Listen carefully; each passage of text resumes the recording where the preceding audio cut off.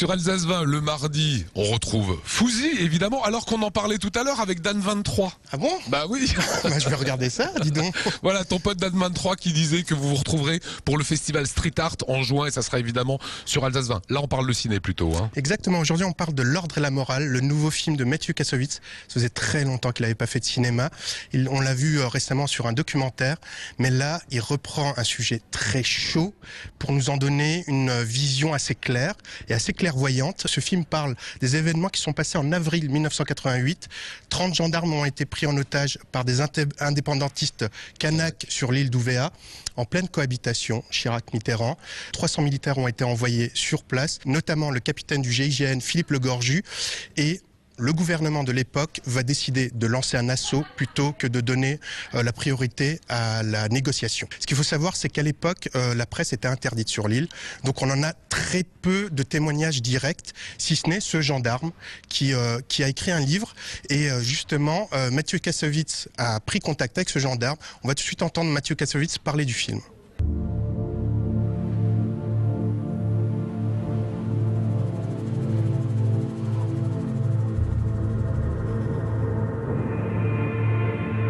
On n'avait pas l'intention de tuer.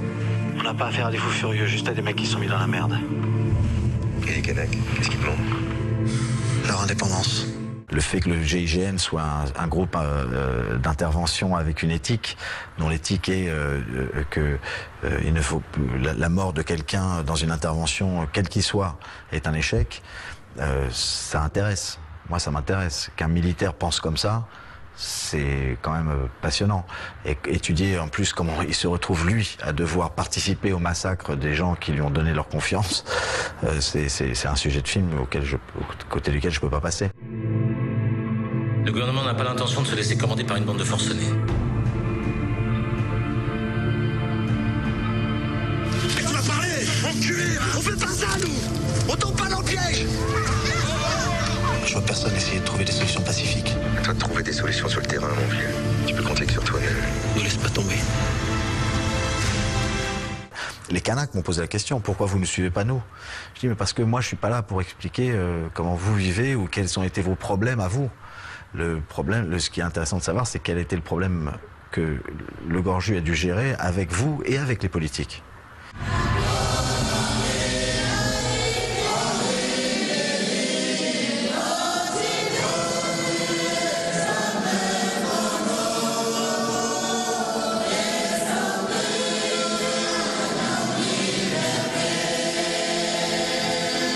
Petite critique du film. C'est un grand film de Mathieu Kassovitz. C'est un film qui, pour ma génération, nous apprend des choses sur ce qu'a été la politique de l'époque, sur les sacrifices que l'État peut faire pour, en période d'élection, pour arriver à ses fins. C'est assez glaçant. Alors Mathieu Kassovitz, quand vous l'avez rencontré, vous avez également parlé de son expérience américaine. Effectivement, je l'ai un peu poussé à me parler de son expérience sur la réalisation de Babylon AD, une expérience assez douloureuse pour lui, puisque le film lui a pratiquement été arraché des mains par sa star de l'époque qui est Vin Diesel et par les producteurs. Et regardez, il ne mâche pas ses mots. Sur Babylone, je me suis fait arnaquer. Je me suis fait, comme on dit vulgairement, enculer par le producteur qui s'appelle Alain Goldman, qui est un imbécile et quelqu'un qui est un lâche, et un autre imbécile patenté aussi, qui s'appelle Vincent Gasoil, Vin Diesel, qui ne fait pas ses cascades, hein, je veux que vous sachiez, et qui par contre quand il voit le film fini a l'impression qu'il est très bon et qu'il sait très bien piloter et qu'il est capable de sauter dans un hélicoptère et d'atterrir sur le dos d'un chameau en tirant à la Kalachnikov, et qu'il en est convaincu. Donc quand on se retrouve avec des énergumènes comme ça, effectivement c'est très dur d'aller au bout de son projet. Alors Mathieu Kassovitz, s'il se lâche, il faut quand même remettre les choses en clair. C'est une grosse daube son film. Le roman de Dantec était très réussi, on en attendait beaucoup sur cette réalisation de Mathieu Kassovitz, et au final le film est nul, et là on comprend mieux pourquoi. Voilà.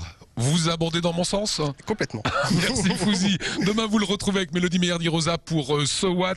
Ça sera à 19h40, première diffusion. Fin de cette édition Actu. Dans un petit instant, c'est Mister Flores, Tanguy Flores, que vous retrouvez pour l'Écho sur 20. Il sera également aux manettes demain de C'est vous sur 20.